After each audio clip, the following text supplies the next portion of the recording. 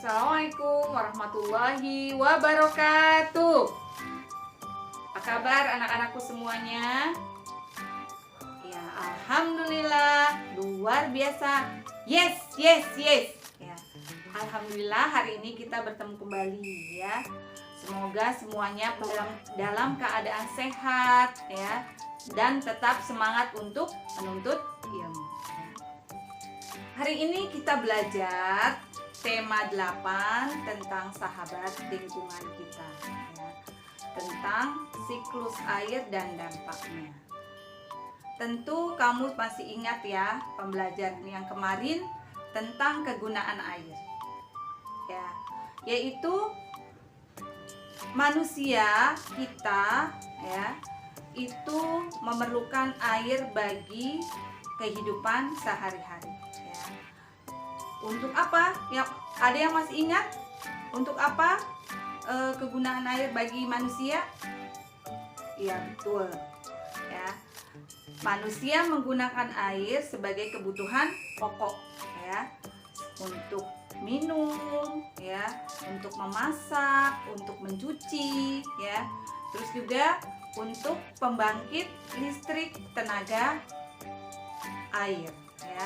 Begitu juga digunakan untuk pertanian dan industri ya. Tapi selain manusia ya, hewan dan tumbuhan juga membutuhkan air ya. Ada yang tahu ya apa kegunaan air bagi hewan ya? Kemarin kan sudah dijelaskan ya. Siapa yang tahu? Oh ya, bagus. Masih ingat ya? Jadi kegunaan air bagi hewan itu dia digunakan juga sebagai minum ya, sebagai tempat tinggal bagi hewan tertentu ya, dan untuk menstabilkan suhu tubuh mereka ya. Begitu juga dengan tumbuhan ya. Tumbuhan juga memerlukan air ya untuk kelangsungan hidupnya. Yaitu untuk apa? Untuk komponen utama pada fotosintesis ya. Begitu juga dengan air juga digunakan bagi tumbuhan untuk sirkulasi atau untuk peredaran bahan dan hasil fotosintesis ya. Nah, dari sini kita dapat mengetahui bahwa begitu pentingnya kegunaan air ya. Kita makanya harus bersyukur kepada Allah ya, karena di muka bumi ini selalu tersedia air ya untuk kehidupan kita sehari-hari. Apa yang disebut dengan siklus air? Siklus air adalah perputaran atau sirkulasi air dari bumi ya ke atmosfer dan kembali ke bumi ya, dan terus menerus kembali lagi ke bumi, ke atmosfer lagi, dan kembali ke bumi ya, secara terus menerus, sehingga jumlah air yang ada di dunia ini jumlahnya itu tetap ya, tetap karena mengalami siklus ya yang tidak akan pernah berhenti ya. Nah, adapun siklus air ini dapat terjadi karena ada proses-proses sebagai berikut ya.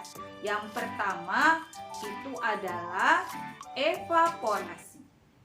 Evaporasi adalah menguapnya air dari laut, air di laut, di sungai atau danau ya, dari panasnya sinar matahari ya. Dalam proses ini uap air itu berubah, air ini berubah menjadi uap air ya.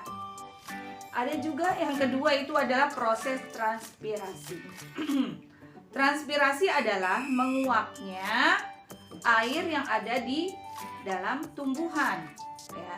Jadi bukan saja air yang berasal dari sumber air yang menguap ya, tapi juga air yang ada di dalam tumbuhan ya ikut juga menguap ya karena panas matahari ya.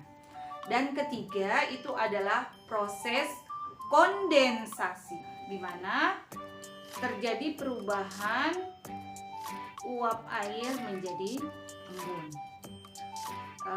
Suhu di sekitar uap air ini lebih rendah dari titik-titik embun ya. Sehingga suhu yang semakin tinggi menyebabkan berkumpulnya titik-titik embun menjadi awan ya. Nah, selanjutnya yang keempat itu adalah proses presipitasi, di mana titik-titik air dari embun ya turun menjadi air hujan ya. Kemudian air hujan ini turun ya ke darat atau ke perairan ya. Kalau yang di darat itu dia jatuh ke tanah, dan yang di perairan itu bisa jatuh ke lautan ya.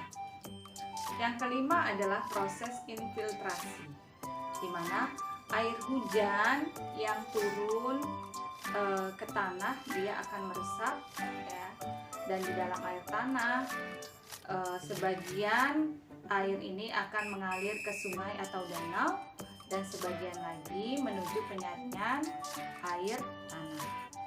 Adapun air hujan yang turun di perairan, misalkan sungai atau danau ya, dia akan menambah jumlah air di dalam tempat tersebut ya.